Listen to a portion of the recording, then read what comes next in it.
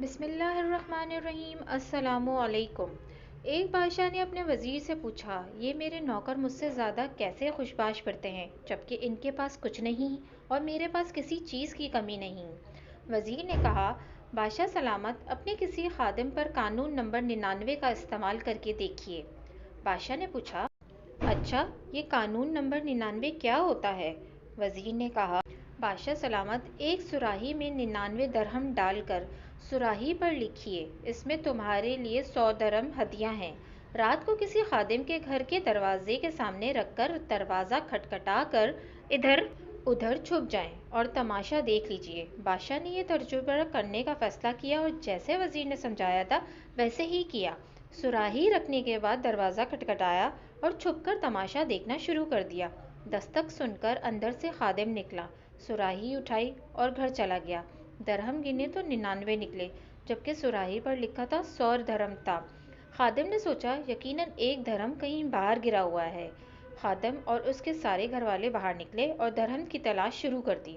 ان کی ساری رات اسی تلاش میں گزر گئی۔ خادم کا غصہ اور بے چینی دیکھنے کے لائق تھی۔ اس نے اپنے بیوی بچوں کو سخت سست بھی کہا کیونکہ وہ درہم تلاش کرنے میں ناکام رہے تھے۔ کچھ رات صبر اور باقی کی رات بک بک اور جھک جھک میں گزری۔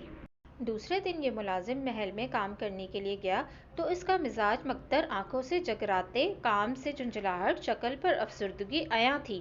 بادشاہ سمجھ چکا تھا کہ 99 کا قانون کیا ہوا کرتا ہے۔ لوگ ان 99 نعمتوں کو بھول جاتے ہیں جو اللہ تبارک و تعالیٰ نے انہیں عطا فرمائی ہوتی ہیں اور ساری زندگی اس ایک نعمت کے حصول میں سرگرداں رہ کر گزار دیتے ہیں جو انہیں نہیں ملی ہوتی، اور وہ ایک نعمت بھی اللہ کی کسی حکمت کی وجہ سے رکی ہوتی ہے جسے عطا کر دینا اللہ کے لیے بڑا کام نہیں ہوا کرتا۔ لوگ اپنی اسی ایک منفرد نعمت کے لیے سرگرداں رہ کر اپنے پاس موجود 99 نعمتوں کی لذتوں سے محروم مزاجوں کو مکدر کر کے جیتے ہیں۔ حاصل ہو جانے والی 99 نعمتوں پر اللہ تبارک و تعالیٰ کا احسان مانیے اور ان سے مستفید ہو کر شکر گزار بن کر رہیے۔ جزاک اللہ۔ اگر آپ کو میری یہ ویڈیو پسند آئی ہے تو پلیز میرے چینل کو سبسکرائب کرنا نہ بھولیے گا۔